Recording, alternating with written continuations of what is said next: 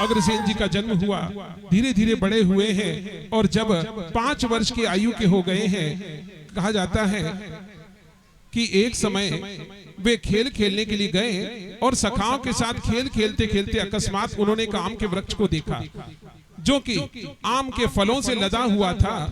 किंतु जैसे ही उसे देख करके विचार करने लगे कि फलों को कैसे तोड़ूंगा, देखते ही देखते पके फल जितने भी थे वे बारी बारी से नीचे गिरने लगे और उनके सामने छबड़ी भर करके, टोकरा भर करके फल एकत्रित हो गए।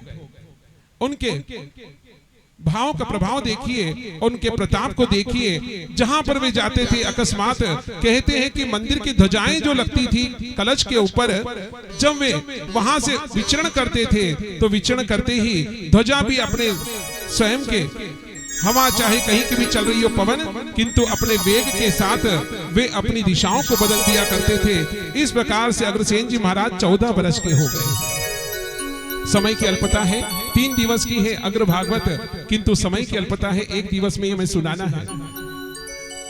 जैसे ही समय व्यतीत हुआ, 14 वर्ष के हुए, आज माता से कहने लगे, माता पिताश्री को गए बहुत समय हो गया है, मैं उनके दर्शन करना चाहता हूं। प्रसन्न होकर के माता कहने लगी, पुत्र तुम्हें जाने की अनुमति नहीं दूंगी, क्योंकि कौरव और पांडवों में युद्ध छिड़ा है, भाई भाई के खून का प्यासा हुआ है। कहते हैं कि जिसके घर में भाइयों में प्रेम बना होता है वह घर नहीं, वो अपने आप में अवधपुरी बन जाती है, जहां पर राम राज्य स्थापित हो जाता है। जहां भाई भाई को नहीं देखता, भाई अपनी परछाई बना करके छोटे भाई को साथ लेकर के चलता है।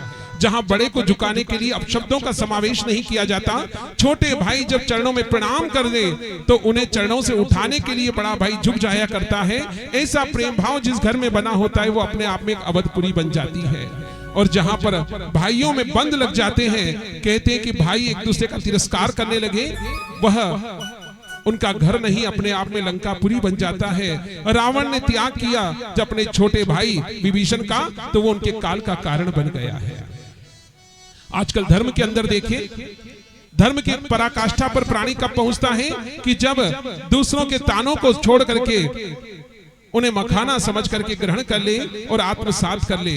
किंतु आज ये कलयुग चल रहा है और ये त्रिवेणी संगम इस कथा को इसलिए कहा गया है अग्रसेन भगवान की, क्योंकि त्रेता के अवतारी श्री रामचंद्र जी के वंशज हैं, जिनका त्रेता में भी नाम चला करता था। और द्वापर युग में जब उनका जन्म हुआ प्रताप नगर में, तब अग्रसेन जी महाराज पूजे गए। और आज कलयुग के अंदर भी उनकी पूजा हो रही है, क्योंकि पहले थे क्षत्रिय, किंतु आप समय आते आगे सुनेंगे कथा के अंदर कि वे क्षत्रिय से वैश्य धर्म में कैसे आए, ये कथा हम सुनेंगे। तो आज कलयुग के वैश्य भी उनका पूजन कर रहे हैं, उनके गुणगान को कर रहे हैं।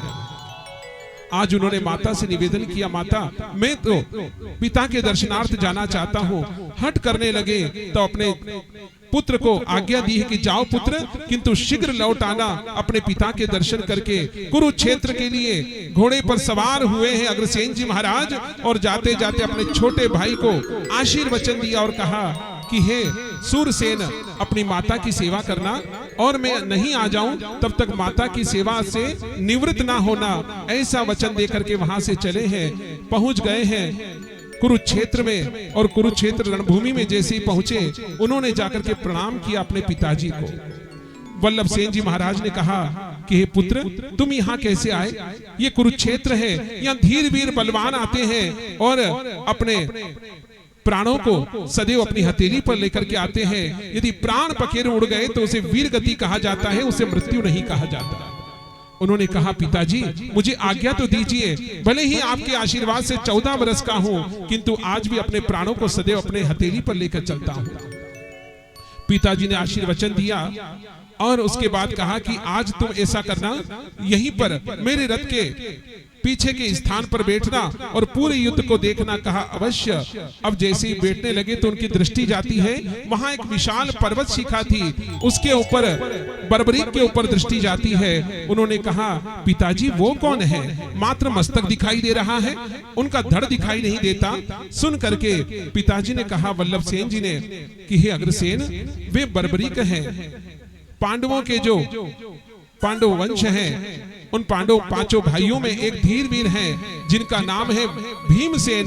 भीमसेन का पुत्र हुआ घटोत्कच और उसके पुत्र हैं वे बर्बरीक, जिनके केश बर्बरा आकार के हैं, इसलिए उनका नाम बर्बरीक रखा गया है।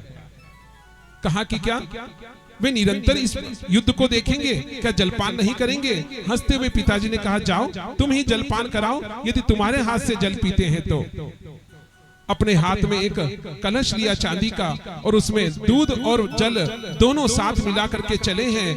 और जाते जाते मात्र मन ही मन जब वे थकने लगे उस पर्वत पर चढ़ते हुए, तो श्री श्याम कीर्तन करते करते धीरे धीरे ऊपर चढ़े हैं। द्वारिकाधीश का नाम लेते हुए जैसे ही चढ़े और उन्होंने बर्बरीक जी को कहा कि हे बर्बरीक जी, मैं आपको जलपान कराना चाहता हूँ।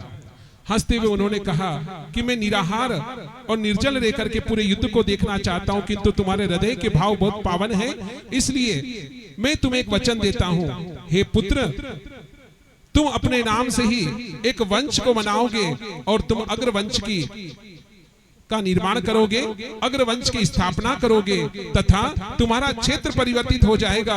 प्रताप नगर के तुम रहने वाले हो, किंतु अन्यत्र तुम्हारा क्षेत्र होगा। याद रखना, जब विवाह योग्य हो जाओगे तब मैं नागों की कन्या से तुम्हारा विवाह करवाऊंगा। तुम नाग लोक के जवाई के रूप में पूजे जाओगे और समय आने पर वरद लक्ष्मी स्वयं तुम्हारे मस्तक पर हाथ रखेंगी और अपना वरद पुत्र स्वीकार करेंगी। ऐसा वचन देता हूँ, जिस अग्रवंश की तुम स्थापना करोगे वहां का कुल का देवता मैं बनूंगा। जहां जड़ूले मेरे यहाँ होंगे। कहा क्या बर्बरीक जी आपके यहाँ? उन्होंने कहा नहीं, मैं खाटू श्याम के नाम से प्रख्यात हो जाऊंगा। लोग मुझे ठाकुर जी कहेंगे और शीश के दानी कहेंगे। उस समय तुम्हारे जो वंशज होंगे वे आएंगे मेरे यहाँ जहाज जड़ूला लेकर के और मेरा आशीर्वाद सदैव उनके साथ होगा। बोली खाटू नरेश की।